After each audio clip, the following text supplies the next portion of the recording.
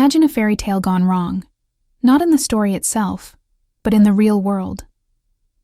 A Disney classic, loved for generations, gets a modern makeover with a massive budget and a rising star. It's supposed to be a blockbuster, a cultural reset, a celebration of everything Disney stands for.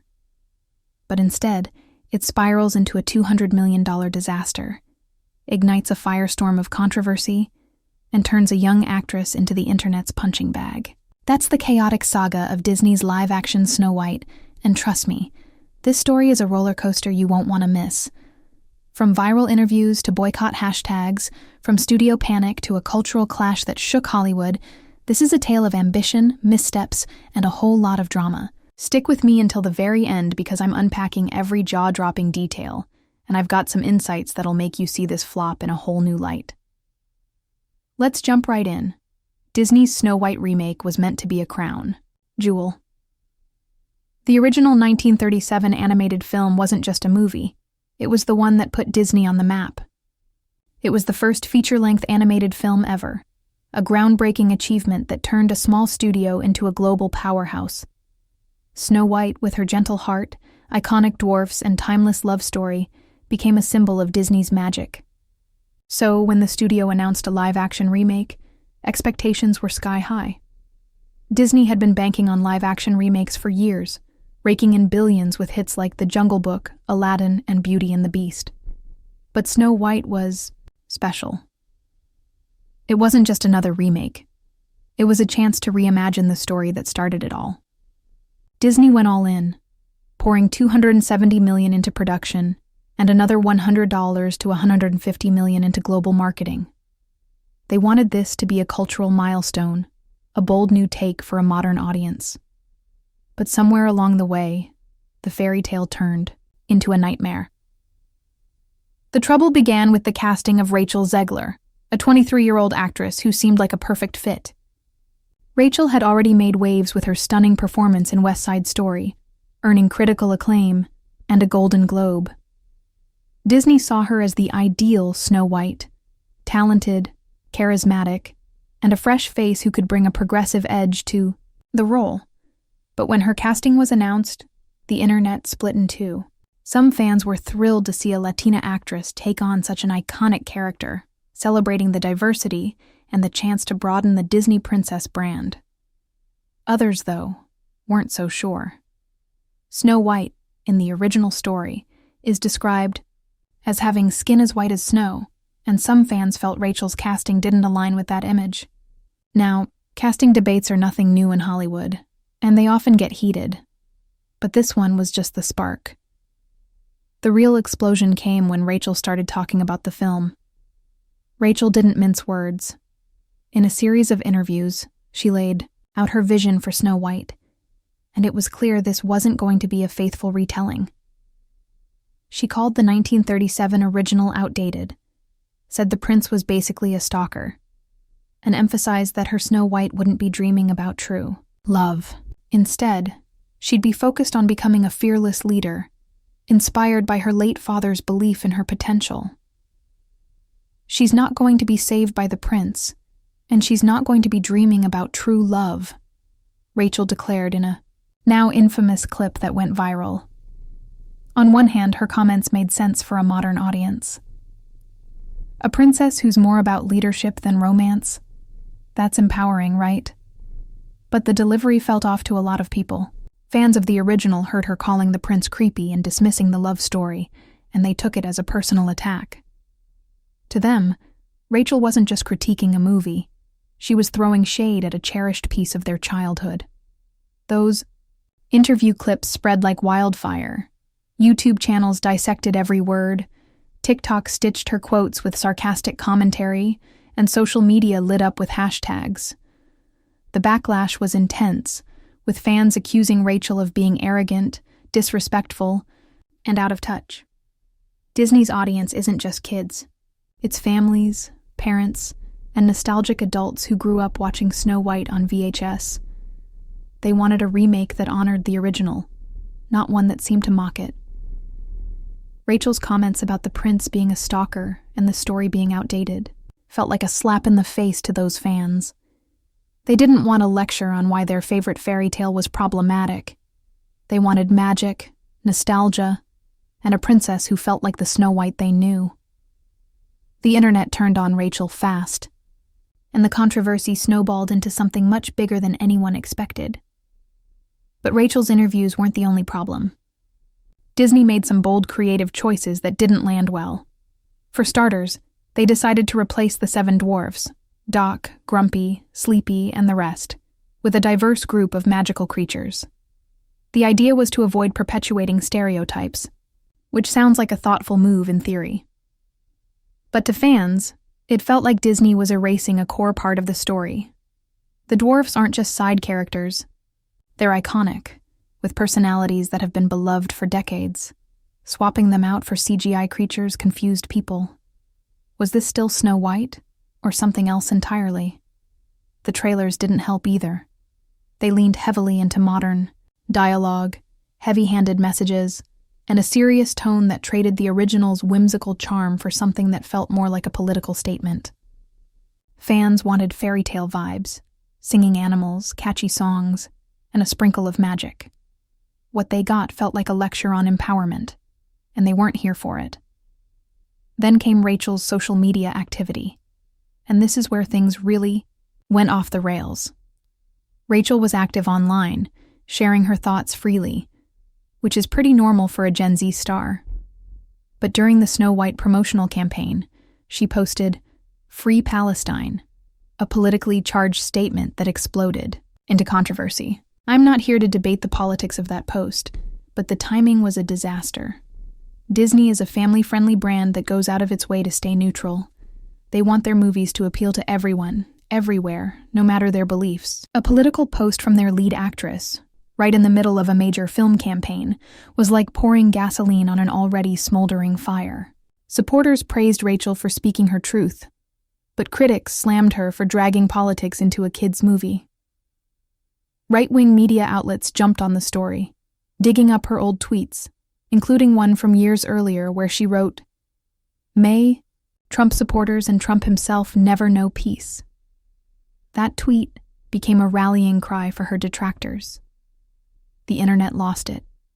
Hashtags calling for a boycott of Snow White started trending, and conservative influencers rallied their followers. To skip the film, Rachel's name was everywhere, but not for her talent or her performance.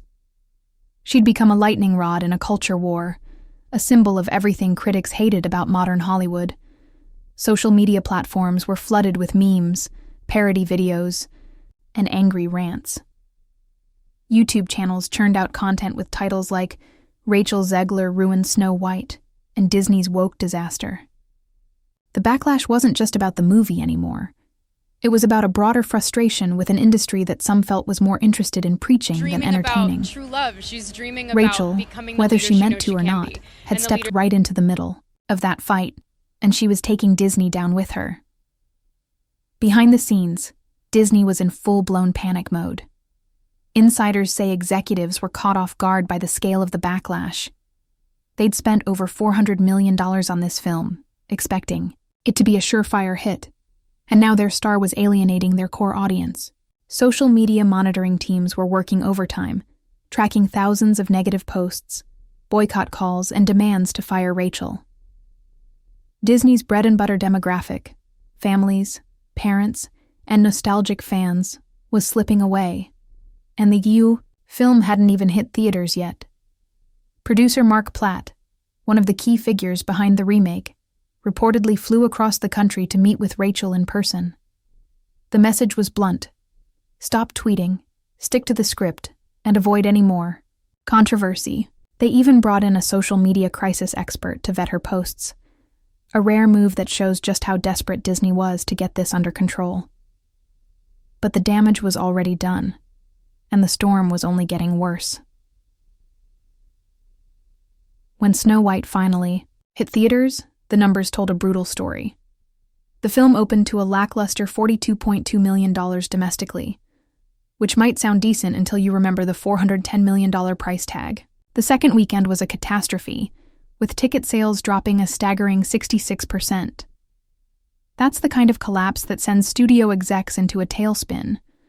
Globally, the film managed just $168.6 million after 2 weeks, far short of the $295 million needed to break even.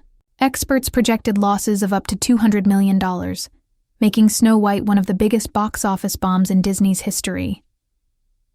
Review sites were a bloodbath. IMDb scores plummeted to 1.6 out of 10, with the site flagging unusual voting activity, a polite way of saying it was review-bombed. Rotten Tomatoes critics gave it a tepid 40%, calling it tone-deaf and cynical, while audience scores hovered at 72%, propped up by fans trying to counter the hate. The comment sections were merciless, filled with phrases like woke garbage, Disney disaster, and unwatchable revisionism. So what went so wrong? Let's break it down. First, Disney misjudged the power of nostalgia. Snow White isn't just a movie, it's a cultural treasure. Fans didn't want a drastic reinvention. They wanted a remake that felt like a warm hug from their childhood. Second, the creative choices, while well-meaning, missed the mark. Replacing the dwarfs with magical creatures and swapping whimsy for modern messaging confused and alienated the audience. Third, Rachel's public image became a massive problem. Her interviews and social media posts turned her into a polarizing figure, and Disney's family-friendly brand couldn't handle the heat. And finally, the timing was awful.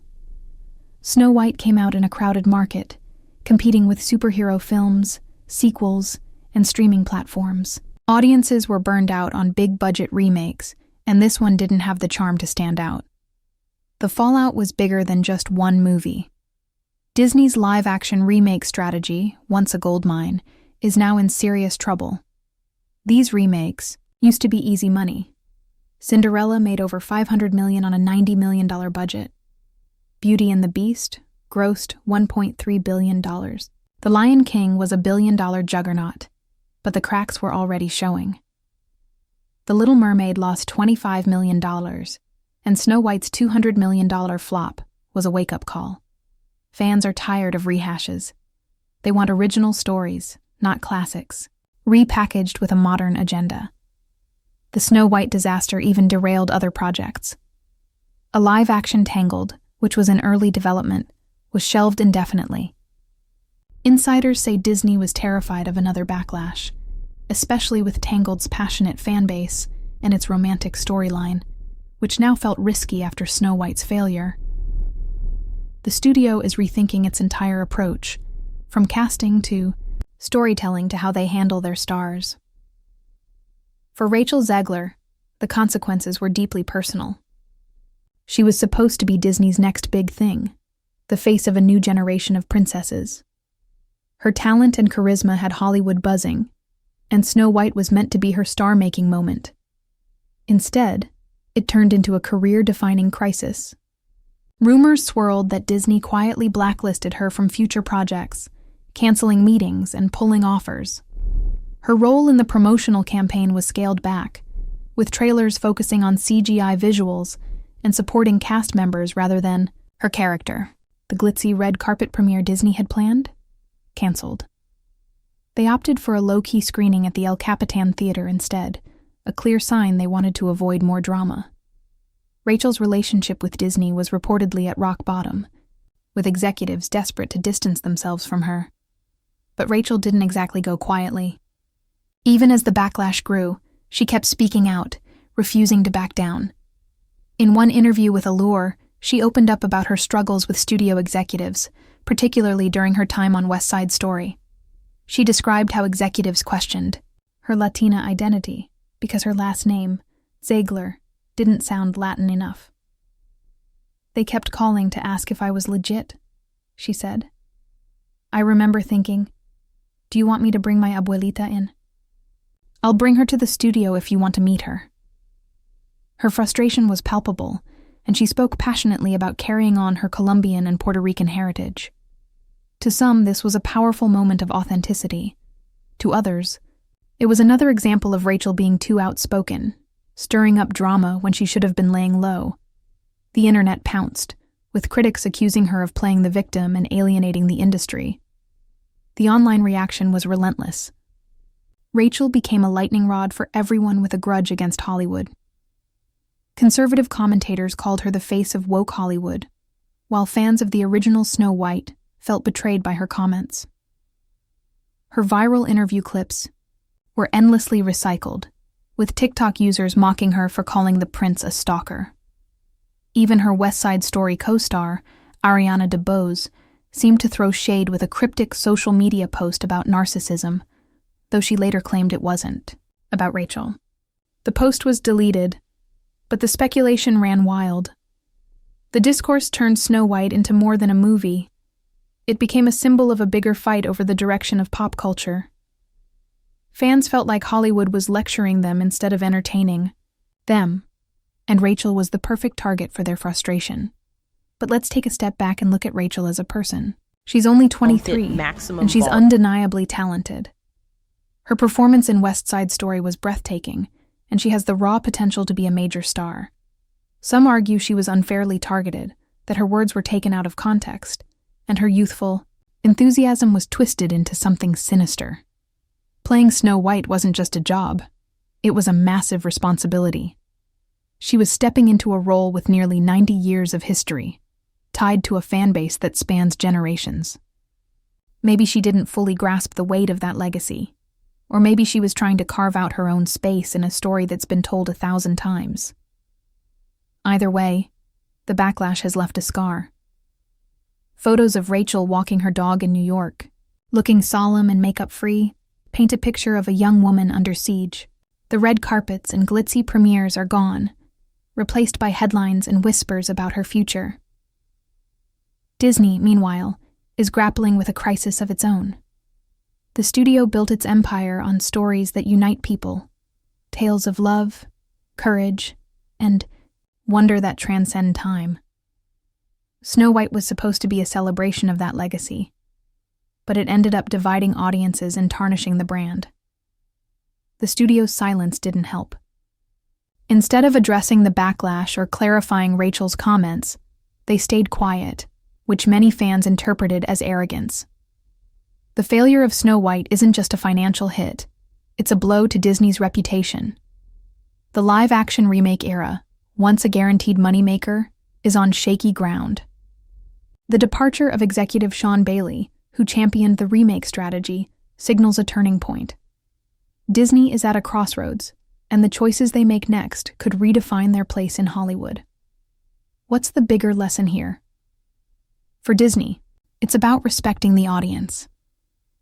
Nostalgia isn't a blank check, it's a sacred trust. Fans wanted a Snow White that felt like a love letter to the original, not a rewrite that scolded them for loving it.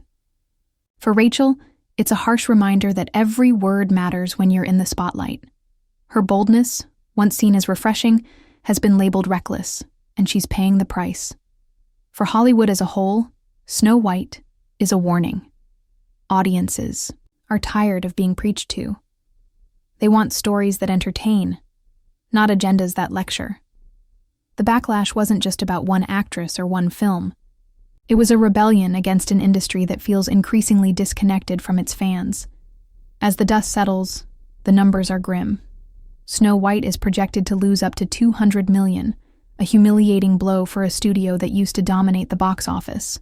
The cultural fallout is even bigger. Disney's brand has taken a hit, Rachel's career is in limbo, and the live-action remake era might be nearing its end. But there's still hope. Disney has the resources to reinvent itself, and they've bounced back from flops before. Rachel, too, has the talent to rise again if she can navigate the storm and rebuild her image. The question is whether they'll learn from this disaster or repeat the same mistakes with a new cast and a new story. This saga is a reminder that even the biggest studios and brightest stars can stumble. Snow White was supposed to be a triumph, a new chapter for Disney's princess legacy. Instead, it became a cautionary tale about ambition, nostalgia, and the power of the audience. It's a story of a fairy tale that lost its magic, a star who fell too fast, and a studio that forgot what made its stories timeless. Thanks for sticking with me through this epic dive into the Snow White drama. If you loved unpacking this Hollywood mess, hit that like button, subscribe, and ring the bell so you don't miss my next video. Drop a comment below. What do you think about the Snow White flop? Should Disney keep making remakes, or is it time for something fresh? Let's keep the conversation going. See you in the next one.